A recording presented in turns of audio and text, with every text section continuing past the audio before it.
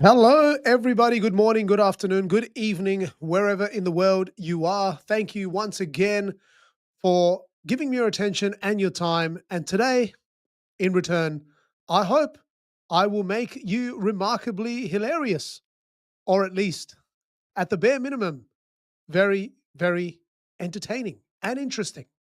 How can you become so funny that people question your sanity? I know that's a big promise because people have questioned my sanity forever and I'm not even that funny.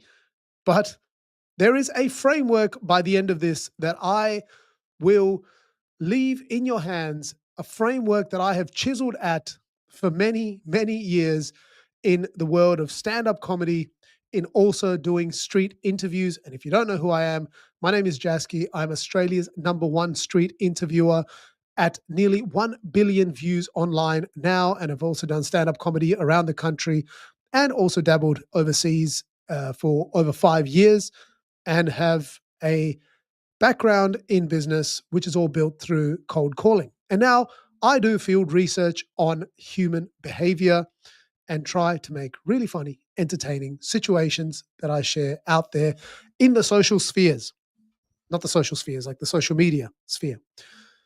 Anyway, there is a framework that I'm going to try and go through. I'll just pull it up here. You can start reading it if you don't want to look at my face and prefer to read some words instead, which are sometimes a little bit more pleasurable to look at. And this framework is one that I personally use every single time I do one of my interviews, or even in situations where I want to make this situation more interesting. How can I get the most interesting outcome in this interaction? Okay, so let's play out a scenario. I have walked into a room. It is a very banal, monotonous, not at all interesting meet a bunch of people event. It doesn't have to be a networking event. People title it networking. Networking is kind of the byproduct of being in that room, and that's the only choice of activity you have. But you're in that room, and now you got to, I don't know, make this interesting. So, freeballing it, freestyling it, winging it on the fly, not the best approach. So, and that's how I kind of started in those situations. Slowly and steadily, similarly with crowd work, when you are in a stand up comedy setting and you've got to interact with the crowd, just freestyling it, very, very difficult. So, what I did, and the acronym to remember this is PISSSADACU, which kind of stands for Pissadaku. Pissadaku. I'm not sure if that's easier to remember, but I remember it that way. So Pissadaku is how you remember this framework. And I can guarantee you, because I have tested this framework, this is what I use every single time for a interaction, for a street interview, to try and get the best, funniest, most entertaining situation that I can create in those ephemeral, passing, serendipitous moments. And I try and tackle one or as many of these little sections that are on your screen at the moment. But what I'm saying is, you don't have to use it to just be funny. You can, if you want to be funnier, because it'll definitely result in you becoming a funnier person. People will look at you and go, "What has happened? You have transformed into someone we didn't know you were. You are now making us laugh." And it doesn't have to be used for that purpose. You can also use it to be more interesting. Now that's enough pre-ramble. That's enough building it all up and hyping you up for this. Let's go through it. The first and foremost, and probably the most important one, is that one right at the top called POV, and not the genre you are thinking. That is not part of this channel. That is for a different type of channel. And if you have joined this channel and you've seen POV and you're like, okay, this is going to be good, I'm getting ready, I'm sorry to disappoint you, because if you saw this face and you stayed for that channel knowing it was POV, you have issues. Please go seek serious help immediately. But those of you that looked at the title of the video and have come here and now see POV, POV is point of view. Of course, I think everyone knew that. But why POV as the topmost part of the framework, the first lever, the first uh, the first thing that I try and really, really hone into in the conversation. Why is that? Because if you can unlock a person's unique point of view, that is that is a groundswell of some of the funniest interactions you can possibly have. Okay? Because every person you meet, somewhere within their psyche, somewhere within their beliefs, somewhere in a dark hidden corner, or in many people's case in this world, it's just like verbal diarrhea in your face. They have a very unique perspective on something. I've got a couple of examples here because I like to write an example to remember what that even means. Uh, Someone might think there should be a world without government, right? Someone just has that point of view. And if you are able to extract that unique point of view from a person and they tell you there should be a world without government, you are in. You are in. You've got, as they call in improvisation, you are in the game. You have found the game. And now you can work every single angle of that as you please. There is a world without government. Oh my God. And how would that even look? Right? Does that, is it just one country now? Wow. What are we going to call that country? Dude, would Donald Trump ever be born?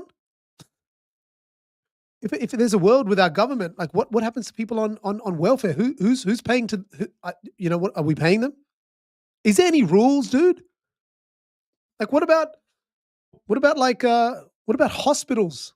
Like it's all, we got to, you could just play every possible angle, take every possible scenario because you've opened up this unique perspective, and then you can dive in wherever you please. There is obviously an underlying framework into what to go into. That is obviously for another video. But the first thing and the one thing that I think I try and do more often than anything else is, if in this conversation I can find a unique perspective that this person has, or a POV, a unique point of view, that's a gold mine. Because it doesn't matter thereafter. You don't have to try to be funny. And maybe that's some pretext at the top of this. You don't have to try to be funny. You just have to use some of these frameworks to find something that lends itself to being funny. People think you've got to have this quick-wittedness and, fast off the cuff remarks and be so sharp that you can come up with all the, and yes, there is a level of training that allows you to improve your wit, to be quicker witted. But in this case, if you find a unique point of view, you've done majority of the digging. You've done majority of the slog. You are in the game. Like a second example there is, someone might think, but everyone should just wear rainbow colors. Why are we messing around with single colors? We should all just wear rainbow colors. Bro, if we all wear rainbow colors, then how do we stand out? Are we now all gay? Like, is everyone just going to be gay now? Like, no one's heterosexual in this world. Like, how are you going to know? Are we like all gay hippies? And what kind of colors? You can't wear a formal shirt and pants and it'd be rainbow. Okay, like, can you do that? Like, what would you wear to the gym? Like there is just the, it doesn't actually matter. What I'm trying to say is, it doesn't actually matter what the next step of the move is, because you're going to worry about what the next step of the move is once you've got to the point of view. I honestly think once you've got to the point of view, any subsequent questions lend itself to being very interesting and also hilarious, or one or the other. You find a very unique point of view of someone. Oh, let's try and make it something that's not at all serious. Here we go. Back to my most used item in any of these videos is my stock standard Woolworth sparkling water, which I try and consume by the end of each video, which is not great for my dental hygiene, but you know, it's the best. It's the most refreshing. Anyway, I'll shut up. If we take this as an example and someone gets a point of view of saying, oh, sparkling water just is for people that have no regard for taste, right? They're just being fully serious. I mean, there is a very funny element to that, and you can move that into a humorous perspective and leverage that. But let's say you're just being very serious. People that just don't have taste are drinking sparkling water because they're like kind of burning themselves a little bit. You've got something very interesting to work off. That is a very interesting conversation, regardless. And you just let it play. And the longer you can let that conversation play, it becomes more and more interesting. And as a byproduct, it becomes more and more funny. All right. So that is the number one category in that framework. That if you can leverage that, if you can find that in any conversation, get to the unique point of view, however you have to. Again, that's a different video trying to explain to you how to get there. But if you can get there, you're in. And that is a bigger lever than anything else that I'm going to go through here. Now, number two is pinpoint a person's unusual skill. The more niche and specific, the better. Now, I'll put the word unusual there because unusual is more leaning towards the side of funny. Now, if you are watching this from a point of view of building your skills in an environment where you are trying for more interesting and less funny, you're not really interested in wanting to be funny, that's okay. But what you are trying to find is a unique skill, right? Unusual, even better. But you're trying to find a unique skill someone has. Okay. And the examples I've got here is ones that are, again, funny examples to remind me of what I'm trying to access in those situations and the types of skills I'm looking for. But someone might be, they have an incredibly strong bite. Like they have this skill that they can just bite through really like really hard stuff. And that's amazing. You might be at an event and someone says, my unique skill is I am very good at uh, managing numbers and lots of numbers. I can look at a spreadsheet of lots of numbers and just really summarize them very effectively. That's my skill. Okay, that's one of my skills. Someone like here is one of my skills is I don't smell that well. Like my smell sense is a little bit average. It seems like an anti-skill, but it's still a skill. My smell sense is average. And then take it where you want to. But in this case, you thrive as a janitor because you've already, again, it is a slight adjacent to the point of view of the first part of this framework. But if you can find someone's unique skill, you can make that, again, play with it. You can take that into any interesting angle that you would like to take it to, down any sort of path from there. Oh, your smell sense is really bad. Wow. So what do you do when someone makes like really, really nice food? How do you build yourself up to enjoying a great dish? Oh, I have to kind of use my fork and really prod it to see if it's really, really tender. Oh wow. What about like, I don't know, really, really foul smells? If someone's like, if how do like if someone's just left a shit in the toilet, like would you even know? Like would you just walk past and not realize it hasn't been flushed? Like maybe you went to the toilet and then you just didn't You forgot to flush. You wouldn't even know. Has that ever happened to you? So again, like if you find a unique skill, you can make that very funny. As I'm just trying to like freestyle here, trying to think of the skill and give you more examples. So it just makes it concrete for when you are trying to use it. Another way to use someone's unique skill is to take that skill and move it into an adjacent industry.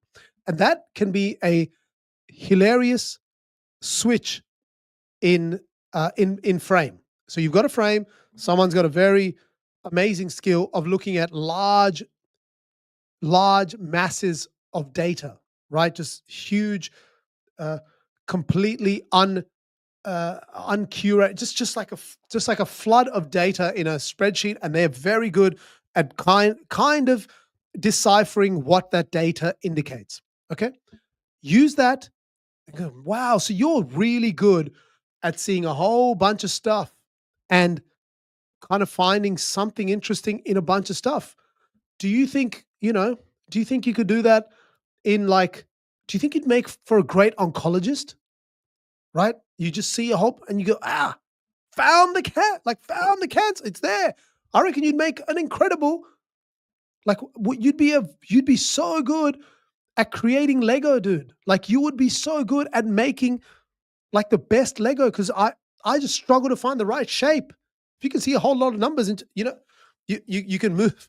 If you want to make the situation more hilarious, you find that skill, move it to an adjacent industry, okay, or an adjacent space.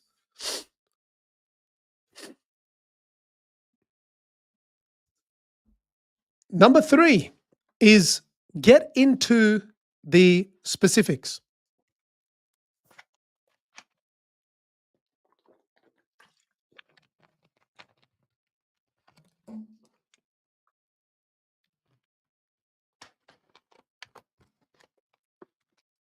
Water break, water break. And who doesn't love a sparkling water break? I'm going to shut up about the sparkling water. I keep going on about it. Specifics. Get into the specifics of whatever the discussion is. And the more granular, the more niche, the uh, more specific of the specifics you can get, the better and more hilarious it becomes. Okay. So if someone tells you, when someone tells you, in this case, I've written, when you went homeless, what thickness of cardboard did you look for? Right? You, you're finding something specific in that uh, activity, in that moment, in that behavior, and then just diving deep into it. Okay, so what was it like? Would it be like a Amazon box delivery cardboard that you like? Like if you found a bunch of Amazon boxes, was that your preference? Are you looking at like foldable boxes? And where do people find boxes? Like, and what do they have? Like, do you need to cut them? You get into the minutia of the thing that someone has mentioned, and this could be leading on from a skill, right? Or leading on from a point of view. And that's probably what I forgot to mention is you can add each of these categories one on top of the other if you so choose. And specifics can be the specifics of anything someone is talking about. And a lot of the times it is one and in conversations where I'm not getting anywhere, in conversations where I'm talking to someone and I'm like, fuck, this is just not leading anywhere that gets me an interesting point of view. This is not leading anywhere where I can actually talk about the skill that I want to try and get to, and so on and so forth. And then the other categories where I try and like kind of recite in my head, okay, can I get there? Where is this going? I'm trying this one. No, not getting. Specifics is one of the easiest ones that you can always leverage. You can always get into the specifics of anything.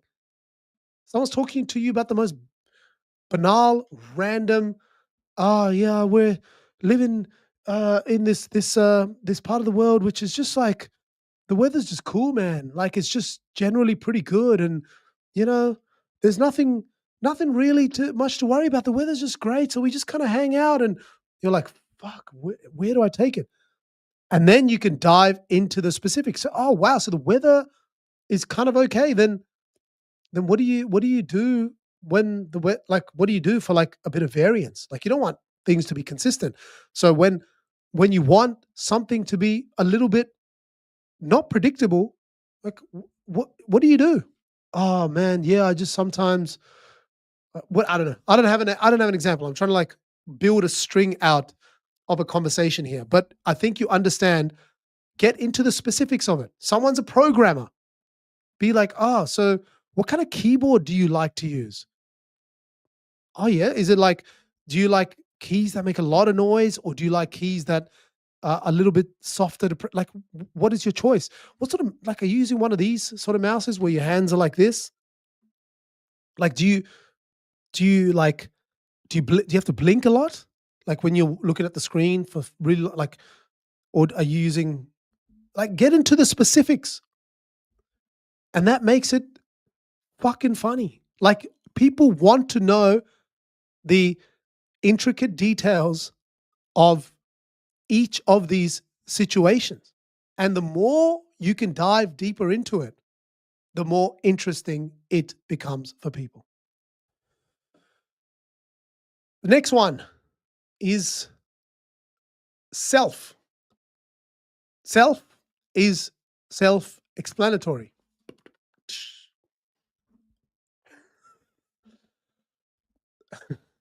Self is self explanatory. So, self is bringing the conversation back to yourself, meaning flipping it onto you. So the conversation might be you are talking about the occupation a person does, or like what they're into, what their interests are, blah, blah, blah.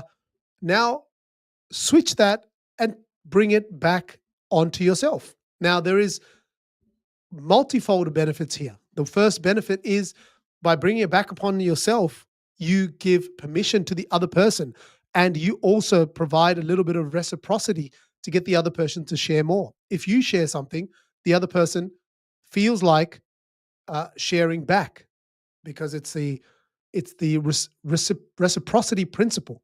When you give someone something, they feel entitled to give something back to you. But secondly, you can take the piss out of yourself as much as you want. And that's the best part of humor, is you can go as hard as you want on yourself without any, well, typically no repercussions, because you're kind of shitting on yourself. You're allowed to shit on yourself. Sometimes shitting on other people, you've got to be careful.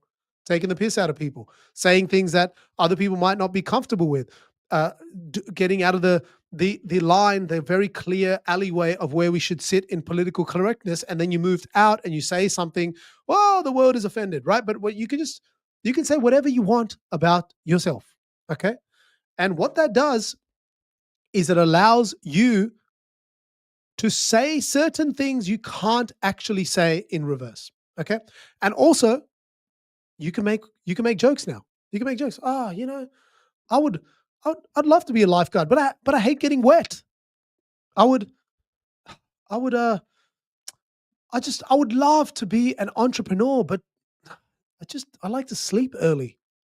You know, you can say dumbass things because you are now bringing it upon yourself, and sometimes you by taking it as you being the party that's going to take part in whatever you're talking about, you can get someone to tell you the steps of how that is going to go. Now, what I mean in specifics is you can ask someone, hey, if I was going to be learn this ability to look at this amorphous data and simplify it, the hell would I do? How do I, what would I, how would I start? Tell me, what would I do first? What do I need to know? Like, do I need to like, uh, practice looking for like, is that the first practice? Like, tell me, like, and again, you're into the specifics of it, which is also why it becomes funny. But you're turning it upon yourself, and the activity of turning it upon yourself means you have unlimited leeway of doing whatever you want. But whereas on the opposite side, you are somewhat, well, you should be somewhat more cognizant and more limited in the things you can say.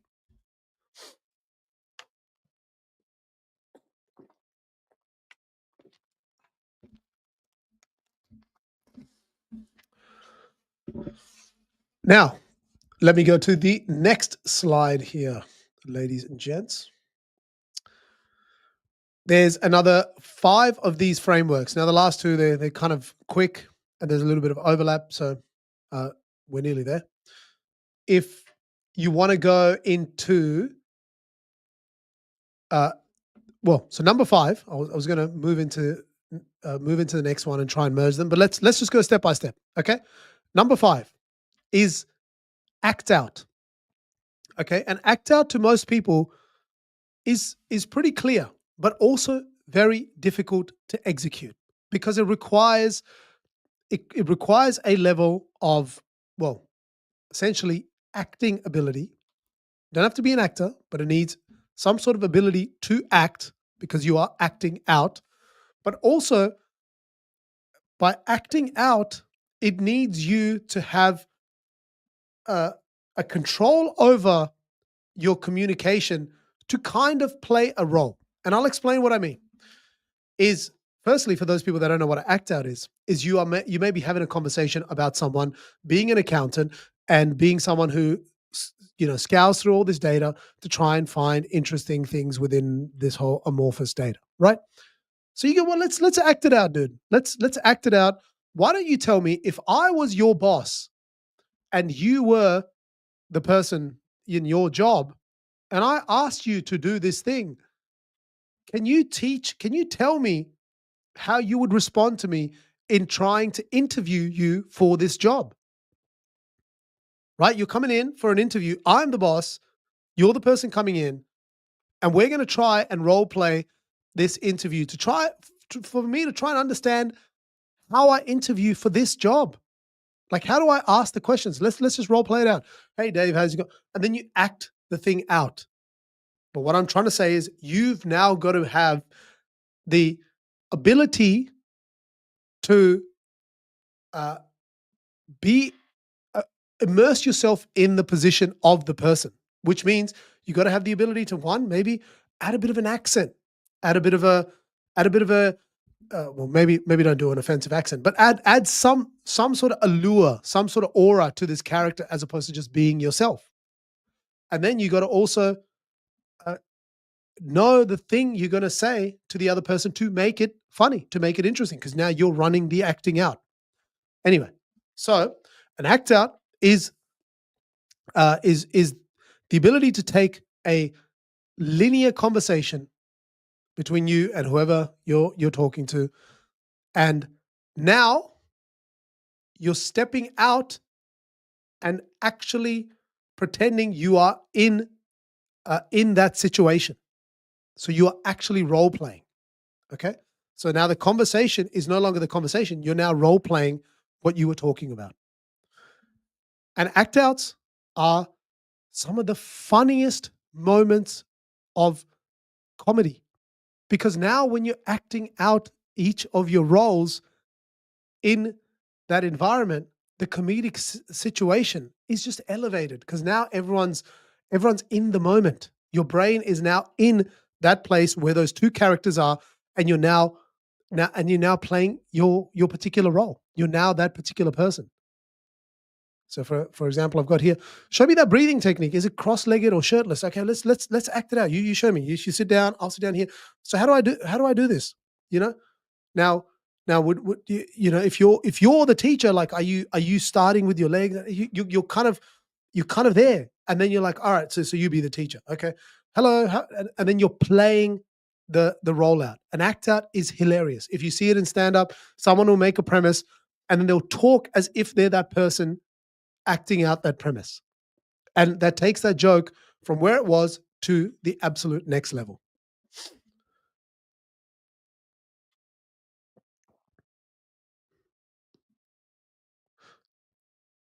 And the next one, number 6, is action. Now, the reason I paused prior to going into number 5 is because action is essentially an extension of act out. And I'll explain why. An action is sometimes the simplest change in expression, some simple movement, some uh, small throwaway behavior that you showcase can now make for the funniest moment. So I'm sure you've seen in many movies, many shows, many whatever, someone will say something, and then the action the other person takes could just be a stare. They they could be moving their hands in a particular way, or they do something crazy, right? Like whatever the thing is, there is an action that makes the whole situation hilarious. And the example I've got here was when I was outside of this bar and this person, I sent him in to go, "Hey, can you please go in and just show me what's happening inside that bar because I can't enter the bar." And he gave me his cigarette. And I don't smoke. And so as soon as he walked in, the action here was, how do I hold this thing? Like, what am I doing? Am I doing one of these? Am I holding it? Am I holding it this way? Am I like having my hand behind my back, chilling? Am I just being all cash? And the smallest movements and changes in action take that no, very, very simple situation and takes you beyond that to stupidity, to uh, ridiculousness, to something outrageous, to something just relatable. And then you have a little bit of laughter. Oh, yeah, I don't smoke. I wouldn't know how to hold a cigarette. That's fucking hilarious, right? That's what you want someone to think. Okay, we're on to number 7. So if you haven't seen thus far, Piss Adaku, we're getting through the Piss Adaku. We've done the P. Point of view. I is just to remember the other part, which is a piss. 3 S's, skill, specifics, self, dive into people's skills, get into the real specifics of what you're talking about, down to the most intricate detail that you can. Self, bring it upon yourself. Talk about yourself in that situation. Talk about yourself doing the thing that the other person is talking about. Talk about yourself as the joke is is at your expense. Okay? SSS. And then act out. We haven't got to the D, but act out, action. And now we're up to contrarian. Now, this one, how ironic. The contrarian is kind of the contrarian to this whole framework. And the reason I put this one in there is what being a contrarian does. And I kind of treat this one as a very last resort, Hail Mary sort of situation. Is if you just want to take a swing sometimes and you're in a conversation and you just want to take one big swing at it because you're like, man, I'm not getting shit. This is not going anywhere. This is I've got to burn the ships, get out of here, but I'm happy to take one Hail Mary right hook and see if it lands and just knocks this thing out. Don't actually do that. Don't actually take any swings. But if you want to do that, the contrarian for me has worked in a number of situations where I just not getting the point of view. I can't get into the specifics. I can't. The skills is just it's banal, and how much can I bring it back upon myself? And there's nothing to act out here. Then what I really and there's no action, right?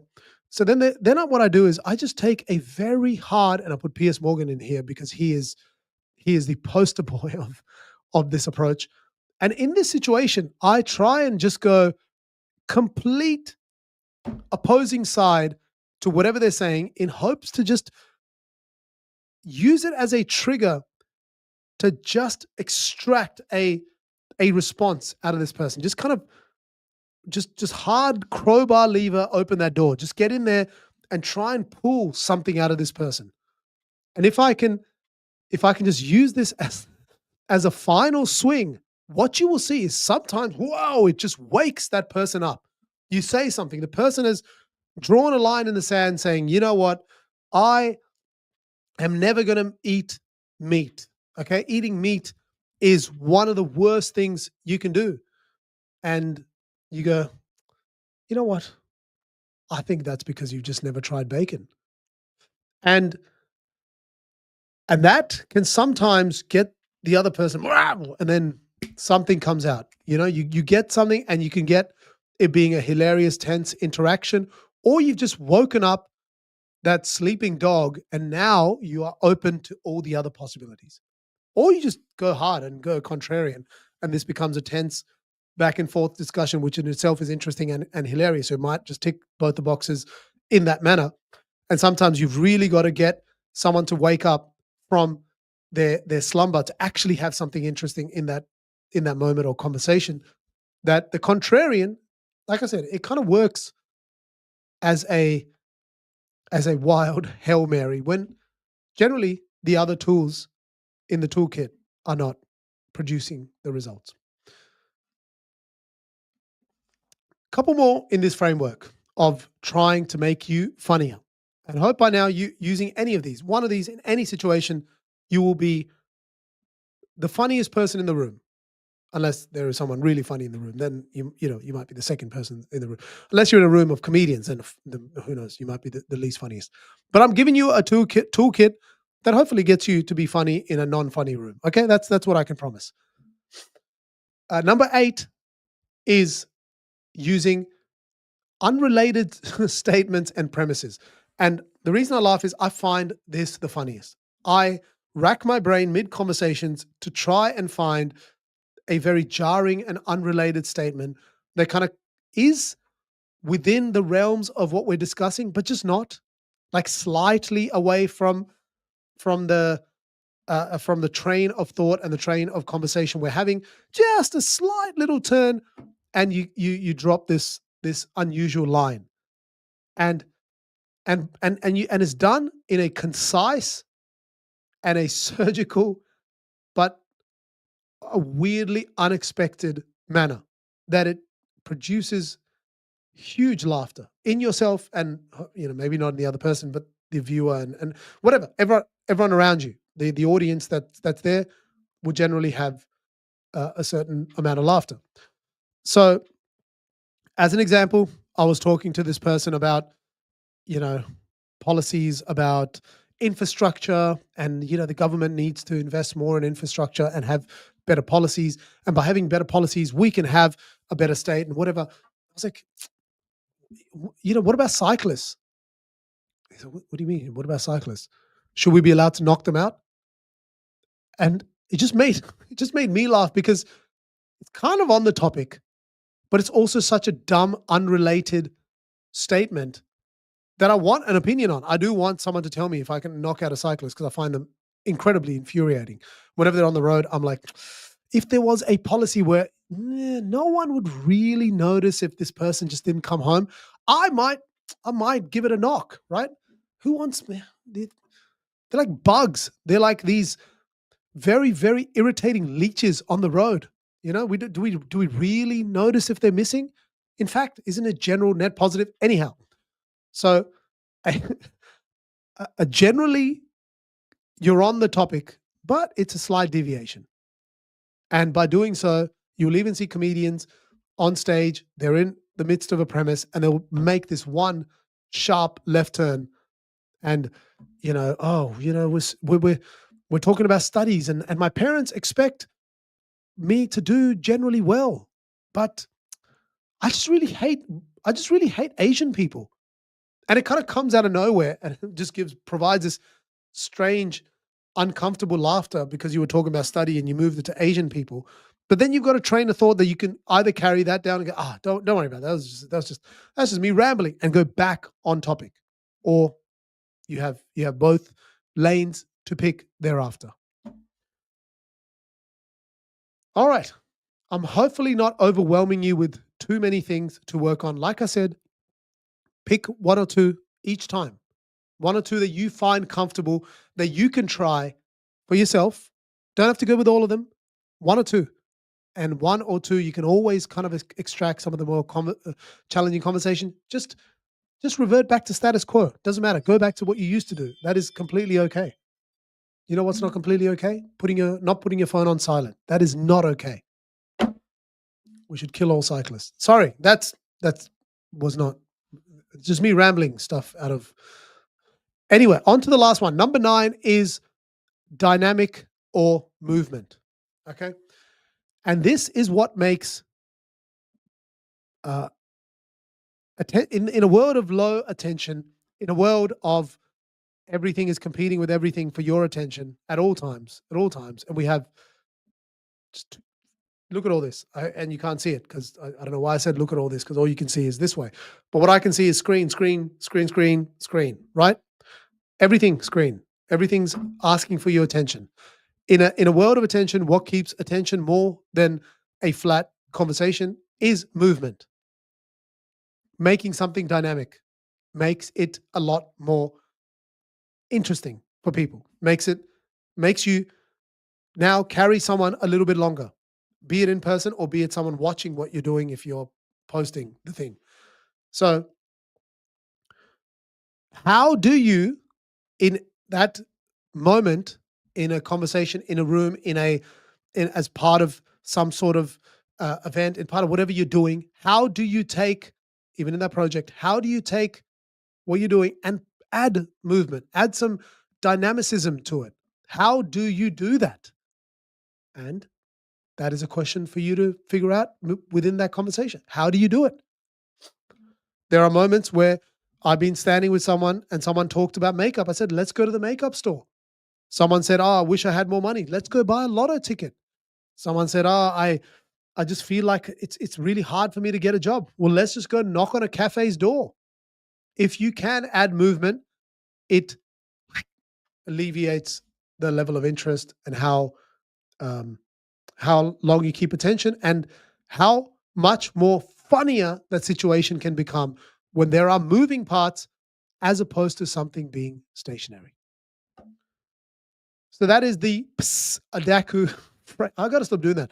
PIS Adaku framework. If that's not the acronym you want to use, just move the words around like Tetris and make your own thing, whatever works for you.